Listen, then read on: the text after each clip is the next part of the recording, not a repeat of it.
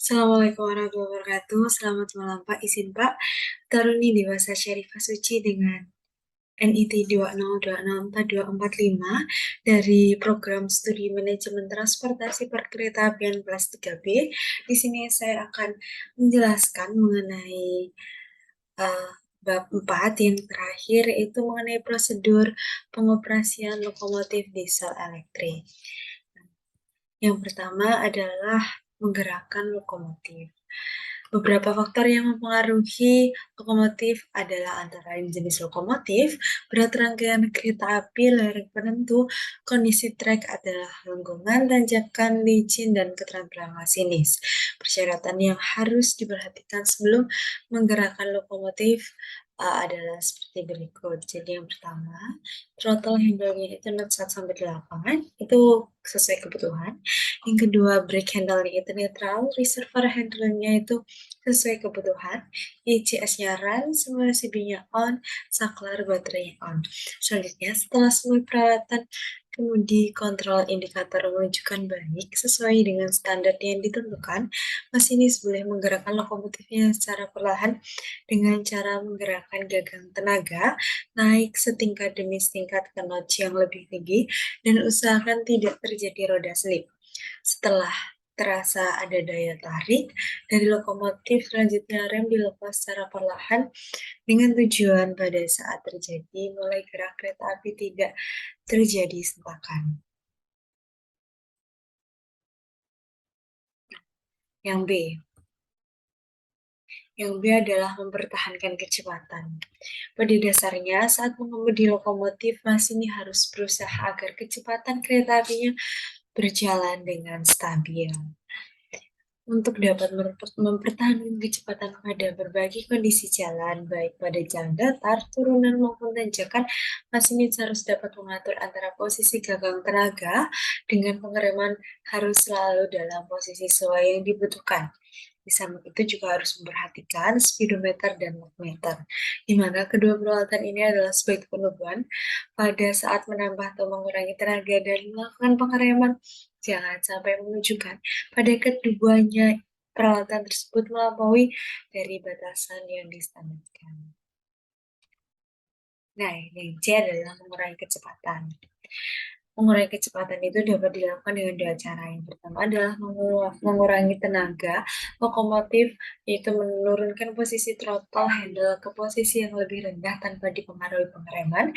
Dan yang kedua adalah mengurangi tenaga lokomotif, itu menurunkan posisi throttle handle ke posisi yang lebih rendah disertai dengan pengereman. Yang keempat, ada pengaturan pengereman. Pengaturan pengereman itu ada yang pertama, pengaturan rem dinamik. Pengaturan dinamik itu ada throttle handle atau pada posisi netral. Akibatnya lokomotif tidak ada tenaga karena GF the energized. Yang kedua ada ya reversing handle pada posisi maju atau mundur, akibatnya lokomotif dapat bergerak. Yang ketiga adalah saklar pemutus dynamic brake harus on, akibatnya harus siap pada sistem dynamic brake.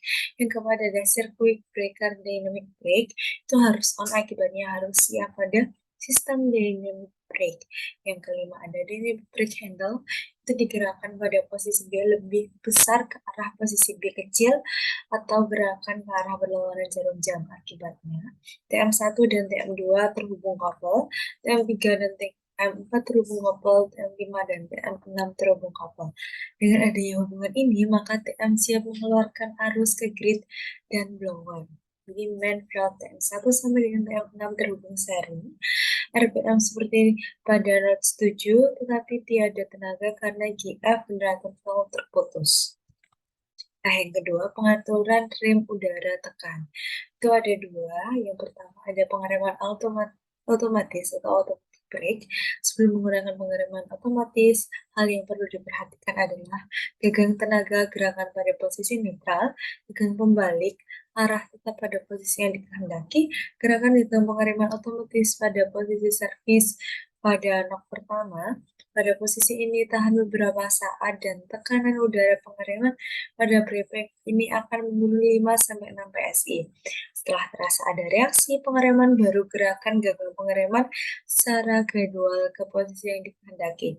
Makin ke kanan posisi gagal, makin besar kekuatan pengereman. Untuk melepas pengereman ini, gerakan gagal pada posisi rilis, sehingga dengan sendirinya tekanan udara pada brake plate akan naik kembali normal dan pengereman akan lepas. Dalam melepaskan pengereman, usahakan bahwa blok rem sudah posisi lepas beberapa saat sebelum roda berhenti. Hal ini untuk menghindari adanya hentakan pada rangkaian kereta api. Nah, yang D itu ada pengereman independen atau pengereman lokomotif. Bila menghendaki pengereman lokomotif saja rangkaian kereta api tidak ikut mengerem, maka yang digerakkan adalah gagang pengereman independen.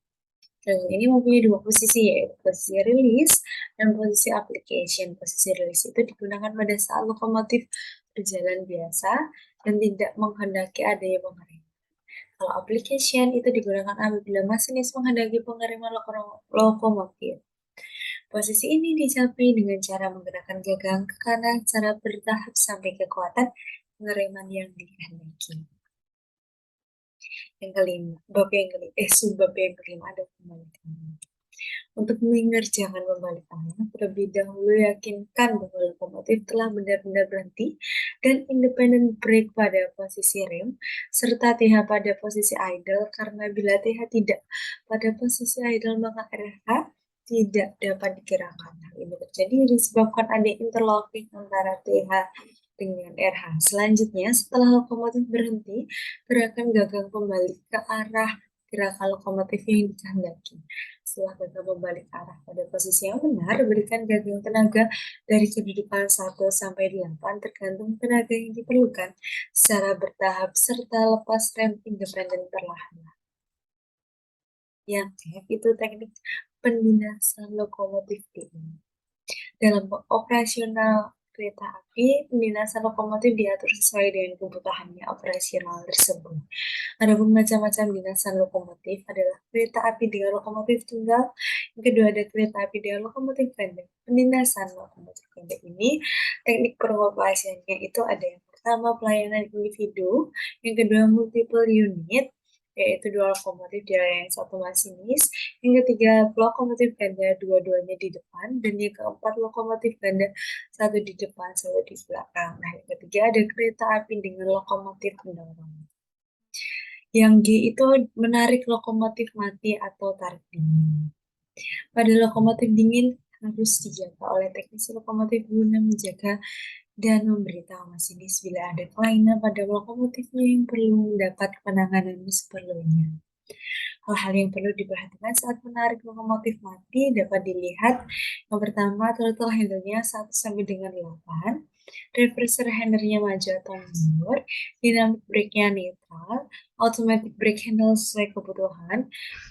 Cut out pilot valve-nya itu in. Itu ya perbedaannya, jadi lokomotif yang pertama, yang E dan lokomotif mati, in out, independent brake handle-nya sesuai kebutuhan, kalau yang lokomotif release dan dilepas, ICS-nya lokomotif yang utama run, yang lokomotif mati stop, saklarnya on dan off, CB kuadratnya on dan off, deadman dikerjakan, sedang lokomotif mati tidak dikerjakan. Yang H melewati jalur banjir. Bagaimana sih kalau lokomotif itu melewati jalur banjir? Bila mengoperasikan lokomotif pada suatu petak jalan menghadapi adanya banjir, maka lokomotif diesel elektrik hanya boleh dijalankan bila ketinggian air maksimum 6,35 cm di atas kepala dengan kecepatan maksimum 5 km per jam. Motor ini disebabkan oleh adanya traksi motor yang berada pada poros roda sehingga jarak ketinggian antara tim M dan rel sangat sedikit. Dan ketinggian air lebih dari 6,35 cm dari kepala rel, maka lokomotif harus diberhentikan dan tidak boleh melewati daerah banjir dengan tujuan untuk menghindari kerusakan pada traksi motor atau peralatan listrik lainnya akibat adanya air yang masuk pada sistem kelistrikan. Nah, yang ini ada lokomotif asal dan jalan. Bila melewati vessel atau jalan silang, penggunaan nudge harus dibatasi. Di saat lokomotif sedang menginjak vessel atau jalan silang harus diusahakan posisi gagang tenaga tidak terlalu tinggi karena akan menyebabkan terjadi flashover pada sistem kelistrikan. Makin tinggi nudge, makin tinggi pula arus listrik yang mengalir mengakibatkan makin besar pula flashover yang terjadi. Dianjurkan posisi gagang tenaga pada waktu melewati vessel atau jalan silang maksimum pada posisi notch 5. Nah, sekian yang dapat saya sampaikan. Nah, semoga bermanfaat bagi kita semua. Apabila ada salah kata, saya mohon maaf yang sebesar-besarnya. Akhir kata, wassalamualaikum warahmatullahi wabarakatuh.